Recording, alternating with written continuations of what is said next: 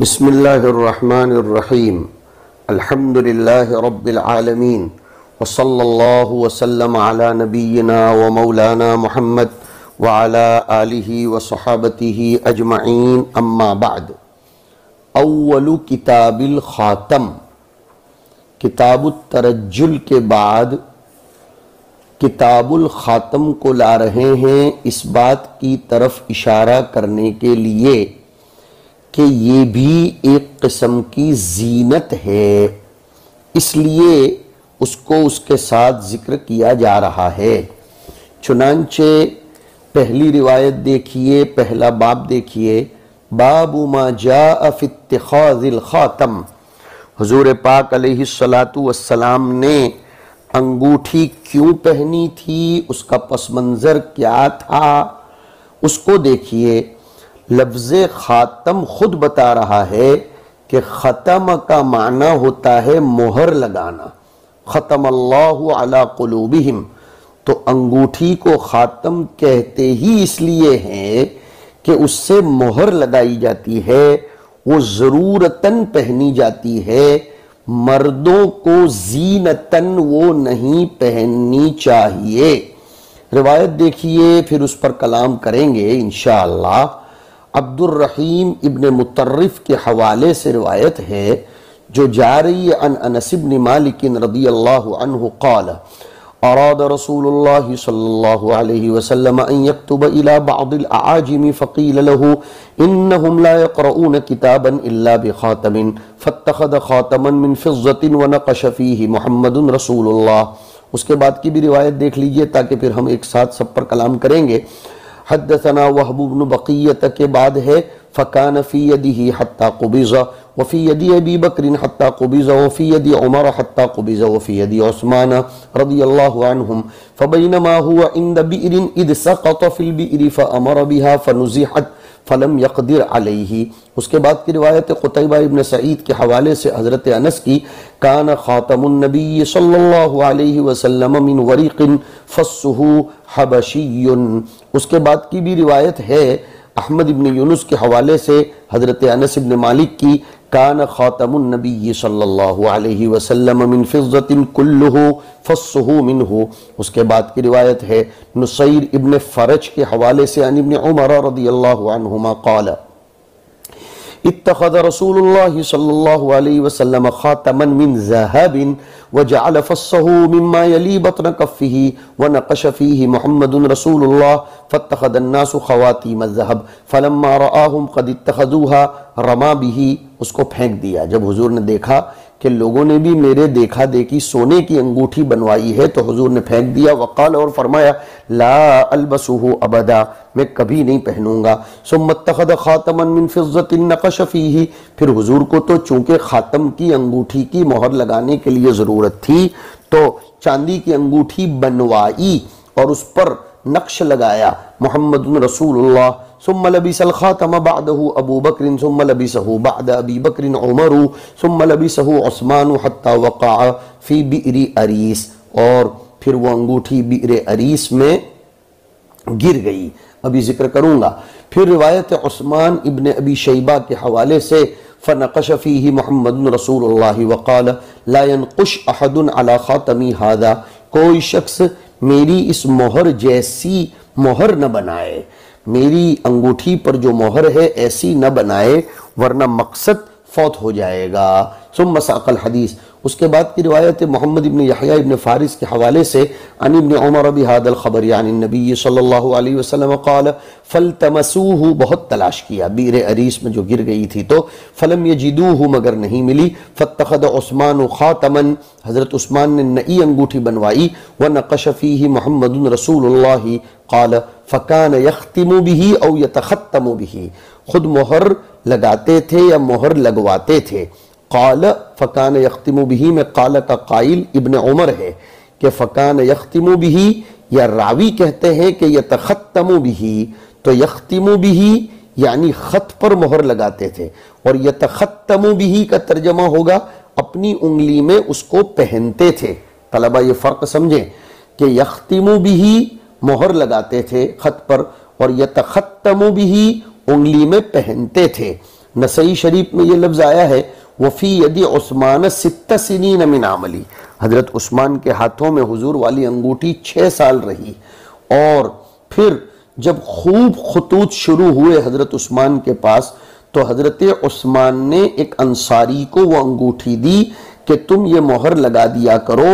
وہ انصاری قلیب عثمان کے پاس لے کر گئے، عثمان کے اس کنویں کے پاس وہ گر گئی اور پھر اس کو تلاش کیا گیا، وہ مل ہی نہیں پائی۔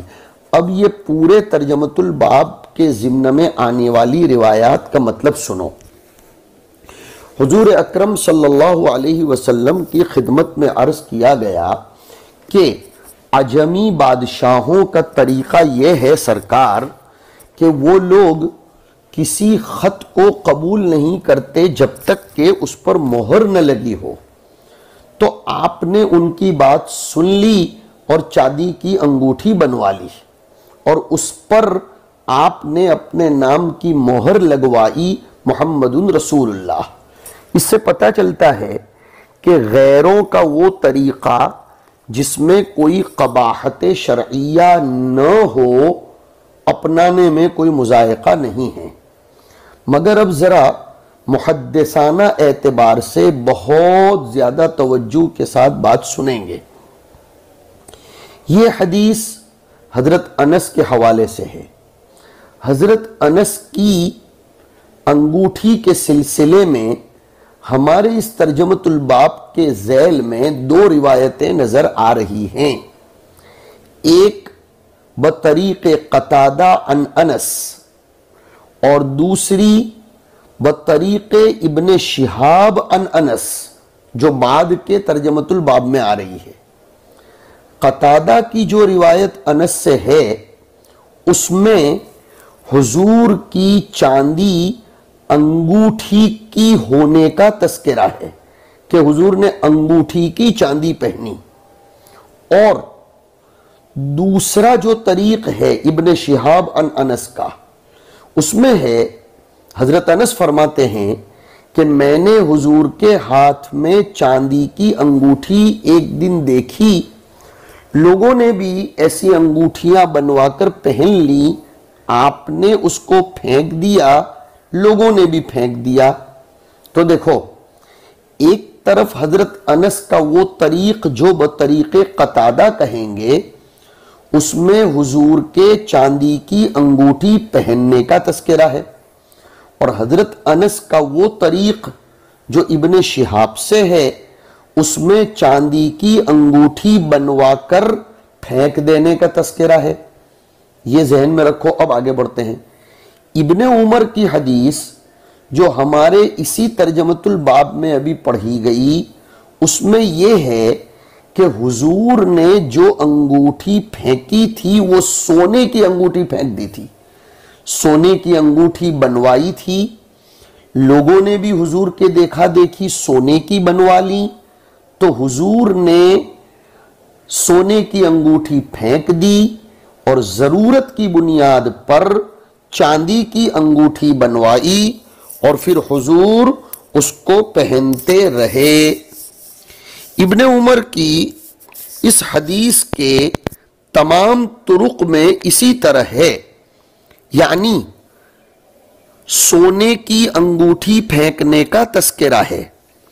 حضرت انس کے ایک طریق میں چاندی کی انگوٹھی پھینک دینے کا تذکرہ ہے۔ امام بخاری رضی اللہ تعالی عنہ نے خاتم اور انگوٹھی کے بارے میں کئی ایک ابواب کا انعقاد کیا ہے۔ پہلے تو انہوں نے سونے کی انگوٹھیوں کا تذکرہ کیا، جس میں وہی عبداللہ ابن عمر کی روایت ہے جس میں ابھی سنایا کہ حضور نے چاندی کی انگوٹھی لوگوں کے انگوٹھیاں بنوا لینے کو دیکھ کر پھینکنے کا تذکرہ ہے۔ اس کے بعد امام بخاری نے چاندی کی انگوٹھی کے باب کو قائم کیا ہے، جس میں 2 روایتیں ذکر کی ہیں، ایک ابن عمر کی جس میں سونے کی انگوٹھی پھینک کر چاندی کی انگوٹھی بنوانے کا تذکرہ ہے، اور دوسری حضرت انس کی زہری والے طریق کی روایت جس میں چاندی کی انگوٹھی پھینک دینے کا تذکرہ ہے۔ پھر امام بخاری نے ایک تیسرا باب بھی قائم کیا ہے، باب نقش الخاتم۔ حضرت انس کی وہ قتادہ والی روایت آئی جس میں چاندی کی انگوٹھی پہننے کا تذکرہ ہے، پھینکنے کا تذکرہ نہیں ہے۔ اب حضرات پریشان نہ ہوں کہ یہ کیا باتیں ہو رہی ہیں، خلاصہ سمجھاتا ہوں۔ دو صحابہ انگوٹھیوں کی روایتیں بیان کر رہے ہیں، حضرت انس اور ابن عمر۔ ابن عمر کی روایتوں میں کوئی تعارض اور اختلاف نہیں ہے، بس اتنا ہے کہ سونے کی انگوٹھی پھینک دی تھی۔ ہاں، انس کی روایت کے ایک طریق میں چاندی کی انگوٹھی پہننا ذکر کیا گیا اور دوسرے میں چاندی کی انگوٹھی پھینکنا ذکر کیا ہے۔ مشہور بات تو یہ ہے کہ حضور صلی اللہ علیہ وسلم نے چاندی کی انگوٹھی نہیں پھینکی تھی، سونے کی پھینکی تھی۔ جی ہاں، وہ جو ابن شہاب کے طریق میں آیا کہ چاندی کی انگوٹھی پھینک دی تھی، تمام محدثین کہتے ہیں کہ وہ ابن شہاب زہری کا وہم ہے۔ اور بعضوں نے، بہت اچھی بات ہے سنیے، بعضوں نے ابن شہاب زہری جیسے جلیل القدر محدث کی طرف وہم کی نسبت کو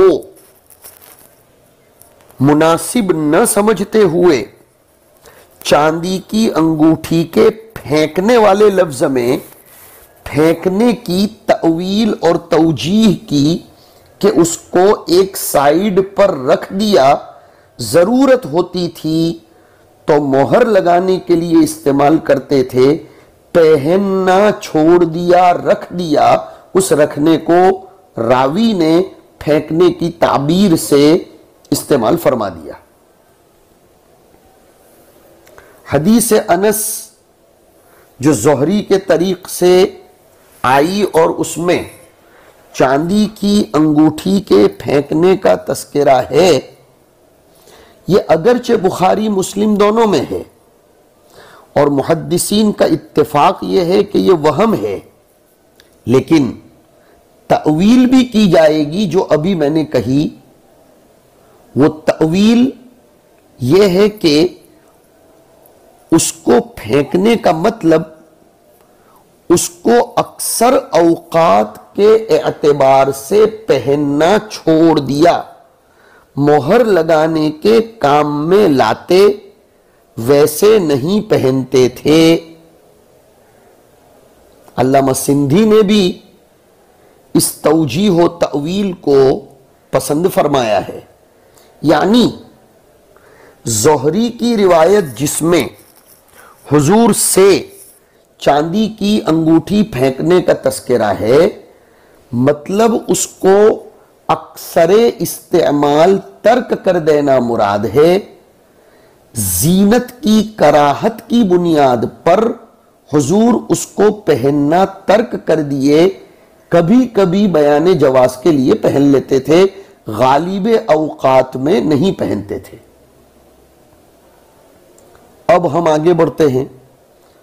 ابن عمر اور انس کی روایتوں کے مجموعے کا خلاصہ یہ ہوگا کہ شروع میں آپ نے سونے کی انگوٹھی بنوائی تھی تاکہ وہ دیر پا ہو، حضور نے اس کو شروع میں پہنا، تو لوگوں پر چونکہ سونے کی تحریم ابھی نازل نہیں ہوئی تھی، تو حضور کی دیکھا دیکھی صحابہ نے بھی سونے کی انگوٹھی بنوا کر پہننا شروع کیا۔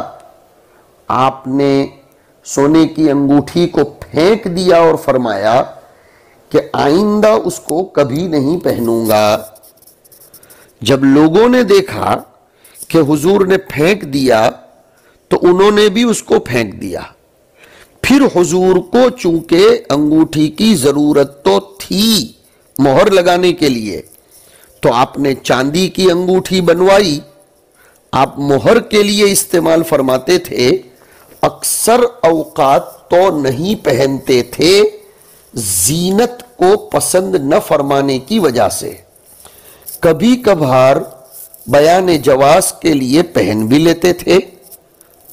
فَكَانَ يَخْتِمُ بِهِ وَلَا يَلْبَسُهُ، یہ کہا جائے گا تو اب زہری کی روایت کو وہم قرار دینے کی بھی ضرورت نہیں ہے۔ مصنف یعنی امام ابو داؤد کی رائے بھی یہی ہے کہ مصنف نے اولاً باب قائم کیا، باب ما جاء فی اتخاذ الخاتم، پھر فوراً دوسرا باب آ رہا ہے، باب ما جاء فی ترک الخاتم، یعنی ترک لبس الخاتم۔ مطلقاً ترک مراد نہیں ہے، اکثر پہننے کے چھوڑنے کا بیان۔ اور اسی ترجمۃ الباب کے ضمن میں زہری کی حدیث کو نقل کر دیا۔ زہری کی وہ حدیث جس میں انگوٹھی کے پھینکنے کا تذکرہ ہے، اس پر ترجمۃ الباب قائم کیا، ما جاء فی ترک الخاتم ای ترک لبس الخاتم۔ اور پھر امام ابو داؤد نے اس روایت پر سکوت بھی کیا ہے۔ امام ابو داؤد کی خاموشی اس روایت پر دلالت کرتی ہے کہ وہ روایت صالح ہے۔ چلیے، اس کے بعد اسی ترجمۃ الباب کی روایت میں آیا کہ حضور کی وہ انگوٹھی حضور کے قبضے میں رہی، فی یدیہ کا مطلب اب یہ کرنا پڑے گا، ہاں، ورنہ پھر ابھی گڑبڑ ہو جائے گی کہ حضور اکثر تو پہنتے نہیں تھے، پھر ایسا کیسے ترجمہ کریں گے حضور کے ہاتھ میں رہی؟ تو یہ ترجمہ کرنا پڑے گا، حضور کے قبضے میں رہی یہاں تک کہ حضور کا انتقال ہوا، پھر ابو بکر کے قبضے میں رہی، پھر عمر کے، پھر عثمان کے۔ جب جب ضرورت ہوتی مہر لگانے کے لیے انگوٹھی پہن لیا کرتے تھے، حضور بھی، ابو بکر و عمر اور عثمان بھی۔ حضرت عثمان کے پاس سے بئر اریس میں جو قباء میں موجود ہے وہ انگوٹھی گر گئی، حضرت عثمان نے اس کو تلاش کرنے کا حکم دیا، کنویں کا پانی نکالا گیا، بتیرے کوشش کی گئی، مگر وہ انگوٹھی نہیں ملی۔ اللہ جانے اس انگوٹھی میں کیا حکمت، برکت اور راز تھا کہ اس کے گم ہوتے ہی دور عثمانی میں فتنے شروع ہو گئے۔ بخاری کی روایت میں یہ بھی ہے کہ حضرت عثمان بئر اریس کی منڈیر پر بیٹھے بیٹھے اس انگوٹھی سے کھیل رہے تھے کہ ان کے ہاتھ میں سے گر گئی۔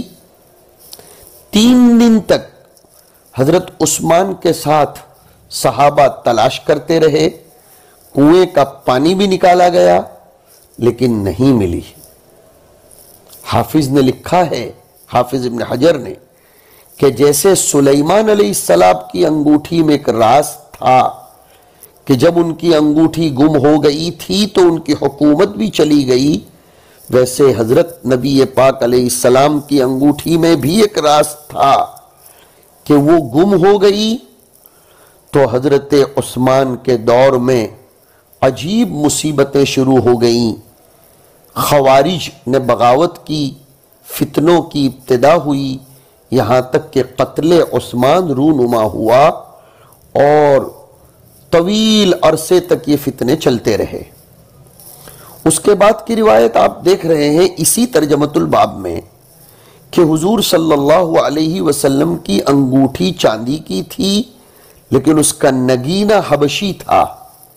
نگینہ حبشی تھا یعنی حبشہ کے پتھروں میں سے کسی پتھر کا لگایا ہوا تھا۔ ایک توجیہ تو یہ ہے، لیکن ایک روایت میں یہ فَصُّهُ مِنْهُ کہ اس انگوٹھی کا ننگ بھی چاندی کا تھا۔ تو اب حبشی کے معنی یہ لیے جائیں گے کہ وہ ننگ حبشی انداز کا تھا، اس کی فیشن، اس کا انداز حبشی تھا، یا اس کا بنانے والا حبشی تھا۔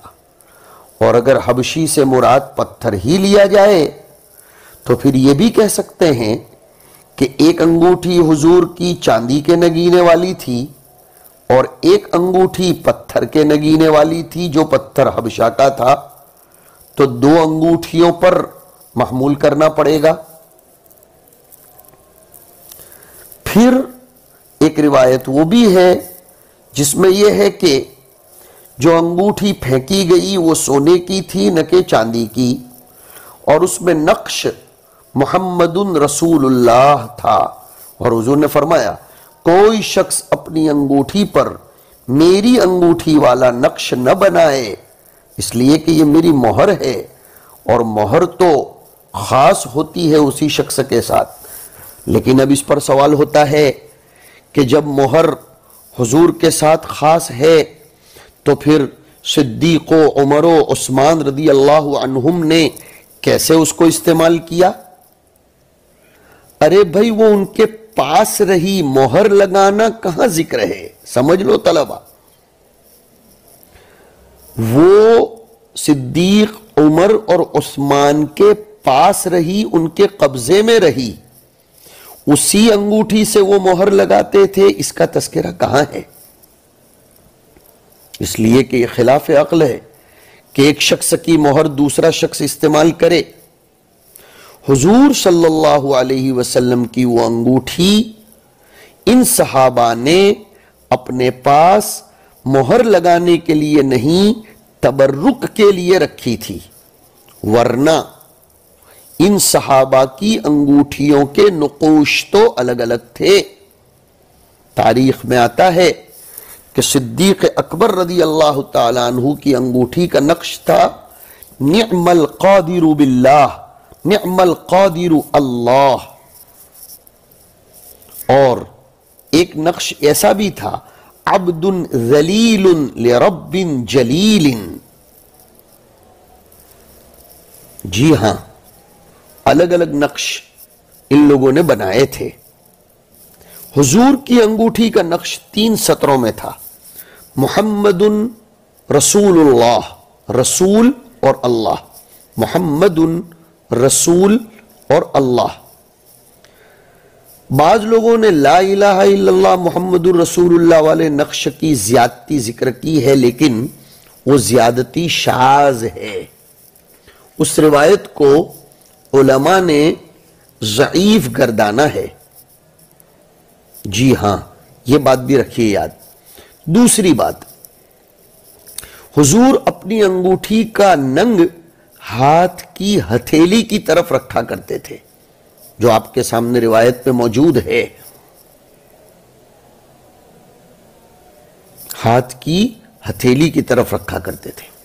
اس کے بعد کا ترجمۃ الباب ہے باب ما جاء فی ترک الخاتم، حضور صلی اللہ علیہ وسلم سے انگوٹھی زیادہ استعمال نہ کرنے کا بھی تذکرہ ہے۔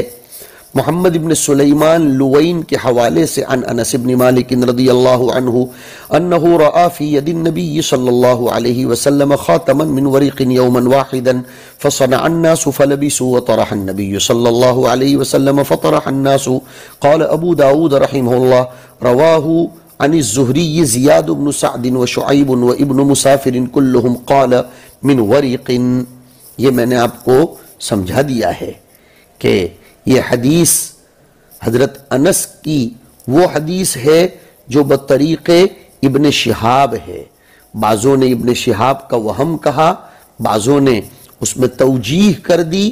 امام نووی لکھتے ہیں کہ اس کا بھی احتمال ہے کہ جب صحابہ کو پتا چلا کہ حضور صلی اللہ علیہ وسلم نے اپنے لیے چاندی کی انگوٹھی بنوا لی اور ان کے پاس سونے کی انگوٹھیاں باقی تھیں، جیسے کہ حضور کے پاس بھی وہ رہی، یہاں تک کہ حضور نے پھر سونے کی انگوٹھی پھینک دی اور اس کے بدلے میں چاندی کی انگوٹھی لے لی، تو صحابہ کرام نے بھی سونے کی انگوٹھیاں پھینک کر چاندی کی انگوٹھی بنوا لی۔